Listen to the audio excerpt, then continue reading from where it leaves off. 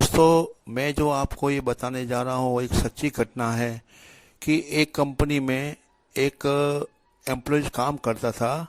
तो किसी गलती की वजह से उसका एक्सीडेंट हो गया और एक्सीडेंट में उसका एक हाथ और एक पाँव, इतना एक्सीडेंट, भारी एक्सीडेंट हुआ कि उसके इलाज के लिए बहुत खर्चा आया। अभी जैसे तैसे करके उन्होंने 50-60 हज़ार का 70 हज़ार रुपये डालकर उन्होंने अपना इलाज तो करवा दिया, ठीक है। और डॉक्टर ने क्या बोला कि कम से कम 4 महीना बेड रेस्ट करना पड़ेगा, तब जाकर आपका हाथ तो ठीक था फिर भी, लेकिन पाँव उनका ज़्यादा क्रैक था, हड्डी दो टूट गई थी उसकी वजह से। तो कम से कम 3 से 4 महीना आपको बेड रेस्ट करना पड़ेगा। अभी दोस्तों, मुझे आप ये बताइए कि कंपनी क्या बैठे बैठे पगार देगी? नहीं देगी। बस जैसे तैसे करके उसका इलाज तो हो गया। अभी उसको बेड पर बैठे बैठे उसको ये चिंता होने लगी कि मेरे ये 4 महीने जो डॉक्टर ने रेस्ट का बोला है, अब मैं मेरे परिवार का खर्चा कैसे चलाऊंगा? ये प्रश्न उसके दिमाग में हमेशा चलता रहता था। लेकिन कहते हैं ना दोस्तों कि नेकी दिल वाले इंसान होते हैं, नेक दिल के इंसान होते हैं, वहां पर भगवान भी सबकी सुनता है। तो कंपनी में, जिस कंपनी में काम करता था, उस कंपनी के जो एम्प्लॉय लोग थे, उन्होंने सबने मीटिंग किया और क्योंकि बहुत से लोग उनके घर जाके हालचाल पूछने गए, तो बहुत से अच्छे लोग थे, उन्होंने बोला कि हम कुछ फंड इकट्ठा करते हैं और फंड इकट्ठा करके हम उसको दे देंगे ताकि उसको 3-4 महीने दवाई पानी और खर्चे के लिए कोई टेंशन नहीं रहेगी और 4 महीने बाद में वो इंसान ड्यूटी अपनी कर सकेगा। तो हर इंसान ने फंड के रूप में, किसी ने 100 दिया, किसी ने 150 दिया, किसी ने 200 भी दिया, क्योंकि वहां पर सब 18 से 20 हज़ार कमाने वाले लोग थे। तो सर 18-20 हज़ार रुपये कमाता है, उसके लिए 100-200 कोई बड़ी बात नहीं है। वो भी अपन एक शुभ कार्य के लिए दे रहे हैं, तो भगवान हमको देता है। तो जैसे तैसे करके 8-10 दिन के अंदर 40-45 हज़ार रुपये का फंड इकट्ठा हो गया और उनके घर पे दे दिया गया।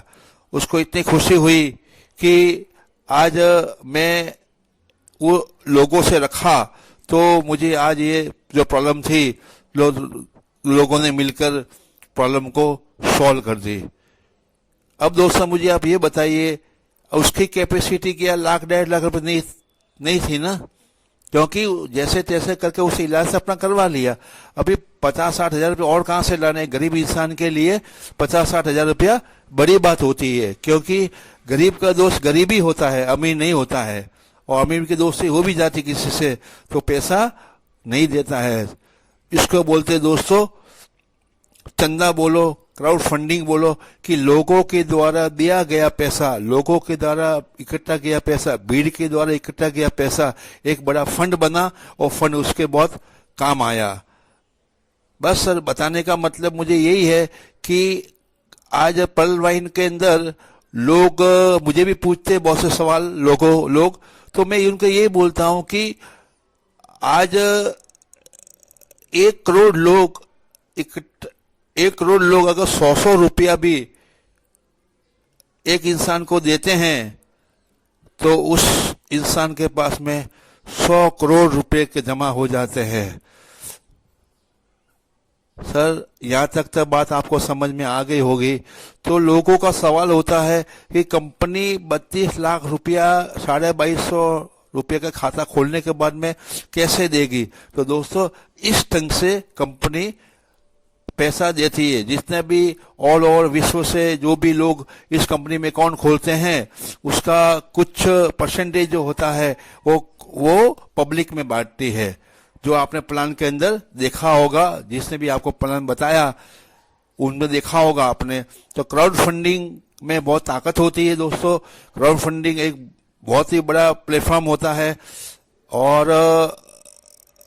पब्लिक की जो ताकत लगती है, उस ताकत की तो कहने की जरूरत ही नहीं है। क्योंकि देखिए, आज की तरह के बहुत से मंदिर बनते हैं, बहुत से आश्रम बनते हैं, उन लोगों के पास पैसा कहाँ से आता है? भीड़ के द्वारा ही आता है। क्राउड का मतलब होता है भीड़, फंडिंग का मतलब होता है पैसा। तो क्राउड फंडिंग लोगों द्वारा ही जमा किया जाता है और हर किसी की किसी भी रूप में मदद की जाती है। दोस्तों 32 लाख रुपया तो मेरे हिसाब से तो ये बहुत छोटी रकम है, क्योंकि क्राउड फंडिंग में करोड़ रुपया ये कंपनी आगे के बहुत से सिस्टम है जो आप जानेंगे, उसमें बांटती है और बांट रही है और आगे सबको मिलेगा। तो दोस्तों मैं तो ये कहूंगा कि अपना दिमाग न लगाकर कंपनी के सिस्टम का दिमाग लगाए। अभी कई लोग मुझे पूछते इतना पैसा कहाँ से देगा? दोस्तों कई सवाल ऐसे होते हैं जिसका क्यों और कैसे का उत्तर नहीं होता है, वो उत्तर उनके पास ही होता है जो उस सिस्टम को बनाता है। हाँ, हमको उस सिस्टम को समझना जरूरी होता है दोस्तों। बस जिससे भी आपको बिजनेस बता रहे हैं या आपने देखा बिजनेस को, तो अपना दिमाग न लगाए कि 32 लाख कैसे आएंगे। अभी तो आप समझ गए होंगे कि 32 लाख किस ढंग से हमको मिलेगा। आज नहीं तो 6 साल बाद, 8 साल बाद, 10 साल बाद, अगर 32 लाख 10 साल के बाद में भी आता है 8 स्टेप के अंदर जो आपने देखा प्लान को, तो महीने का 12 महीने का 3,20,000 रुपया होता है। और 3,20,000 तो हमारा पेमेंट भी नहीं होता। आप अपने दिल पे हाथ रख के देखना कि क्या मैं सालाना मेरे पेमेंट के जो पेमेंट मिलता है उस पेमेंट का क्या मैं 3,20,000 मुझे आय होती है? नहीं होती दोस्तों। मुझे मालूम है, मैंने भी कंपनी में काम किया और आज रिटायर्ड हो चुका हूं और ये पल वाइन का बिजनेस आज 12-15 दिन से मैं कर रहा हूं और मुझे बहुत अच्छा लगा।